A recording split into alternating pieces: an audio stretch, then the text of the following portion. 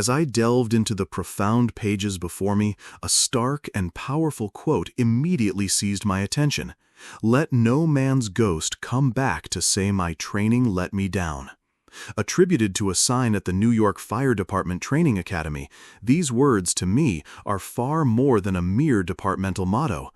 They encapsulate a philosophy of relentless preparation, an unwavering commitment to self-improvement, and a deep-seated humility that acknowledges the stakes of one's performance.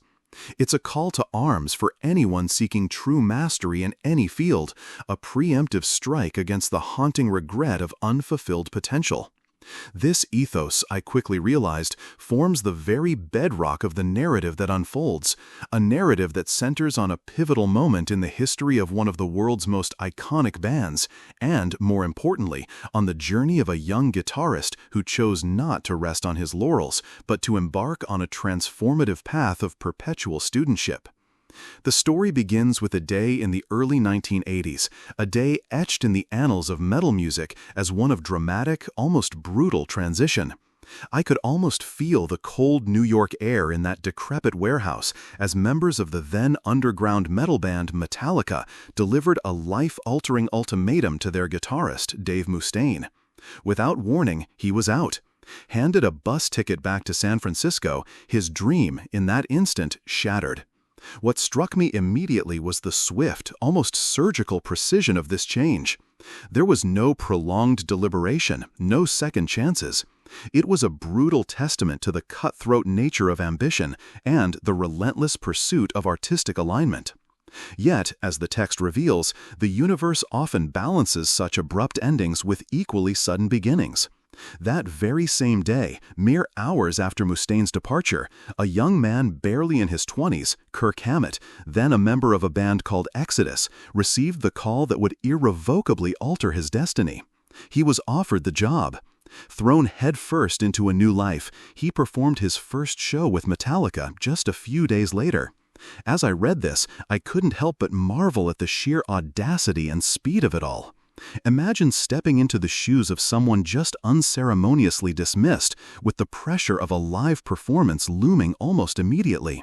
It speaks volumes about Hammett's raw talent and the band's urgent need to fill a crucial void. One might, quite reasonably, assume that this was it. This was the pinnacle, the moment Hammett had painstakingly worked towards his entire life. And indeed, the text confirms this. It was. Even then, in its nascent stages, Metallica was not just another band. It was a force destined for greatness. Their music was already tearing down the established boundaries of thrash metal, carving out a new sonic landscape, and a devoted cult following was rapidly coalescing. The narrative hints at the stratospheric success that awaited them, the eventual sale of over 100 million albums, cementing their place as one of the biggest bands in the world within a few short years. For Hammett, this was undoubtedly a dream come true, a validation of years spent honing his craft in obscurity.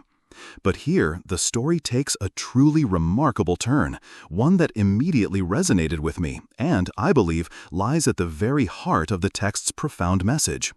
It was around this time, amidst the burgeoning fame and the realization of a lifelong ambition, that Kirk Hammett arrived at what must have been a deeply humbling realization. Despite his undeniable talent, his years of dedicated practice, and the validation of being invited to join a band on the precipice of global superstardom, he recognized with a clarity that few possess that he simply wasn't as good as he'd like to be. This admission, right at the moment of his professional zenith, struck me as incredibly powerful. Most individuals, having achieved such a coveted position, would likely feel they had made it, that their learning journey was largely complete, at least in a formal sense. The ego, that insidious internal voice, would undoubtedly whisper sweet nothings of perfection and innate brilliance. But Hammett, with an almost defiant humility, chose a different path. Back in San Francisco, with the world seemingly at his feet, he actively sought out a guitar teacher. In other words, despite now being a professional musician, living his dream, Kirk Hammett insisted that he needed more instruction. He was, and chose to remain, a student.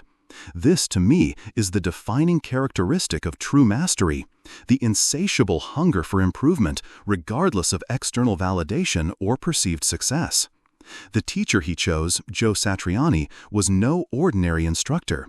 He possessed a formidable reputation as a teacher's teacher, renowned for his work with musical prodigies like Steve Vai. Satriani himself would, the text reminds us, go on to become one of the most revered guitar players of all time, selling millions of records with his uniquely virtuosic style. What pivotal decision did Kirk Hammett make at the peak of his early success with Metallica, and what does this decision reveal about his character? Please leave a comment on this question. Please like and subscribe to my channel.